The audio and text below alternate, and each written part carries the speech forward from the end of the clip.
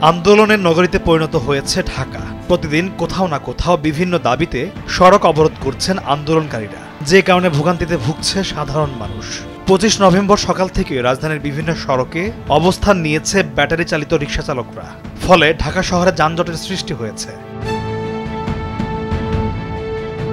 এরই মধ্যে সরকারি শহীদ সোহরাওয়ার্দী কলেজে শিক্ষার্থীদের হামলা ও ভাঙচুরের প্রতিবাদে ডক্টর মাহবুবুর রহমান মোল্লা কলেজ অভিমুখে লাঠি হাতে লং মার্চ করছে কবি নজরুল সরকারি কলেজ ও সোহরাওয়ার্দী কলেজের শিক্ষার্থীরা।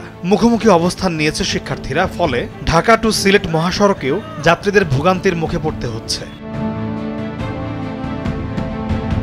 এমন অবস্থায় সামাজিক যোগাযোগ মাধ্যমে ঠাট্টা করেই একটি ফেসবুক স্ট্যাটাস দিয়েছেন অভিনেত্রী ও নির্মাতা মেহের আফরোজ শাওন। 25 নভেম্বর দুপুরে নিজের ভেরিফাইড অ্যাকাউন্টে শাওন লেখেন, আজকে কি কোথাও কর্মসূচি, আন্দোলন, বিক্ষোভ নাই?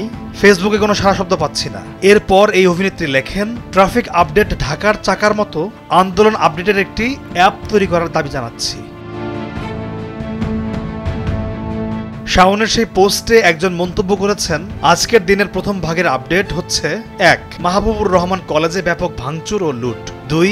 আগারগাঁওয়ে অটোরিকশা পাইলটরা দখল নিয়ে বন্ধ করে দিয়েছে ইউনাইটেড স্টেট অব মিরপুর সড়ক। বকেয়া বেতনের দাবিতে চন্দ্রা নবীনগর সড়ক আবারও নিজেদের দখলে নিয়েছে শ্রমিকরা। সেই মন্তব্যের জবাবে খানিকটা মজা করে শাওন লিখেছেন, যাক বাবা, মনটা শান্ত হলো। আন্দোলন ছাড়া দিনটা গেলে মনে হয় কি যেন নাই।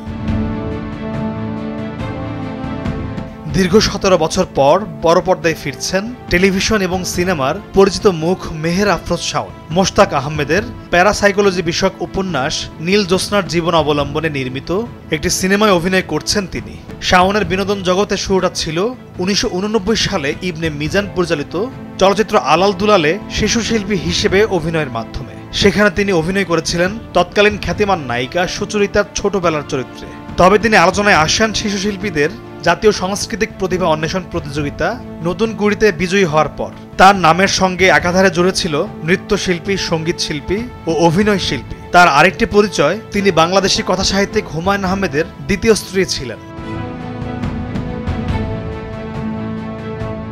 পলাশ খান, নিউজ ডেস্ক, ভোরের কাগজ।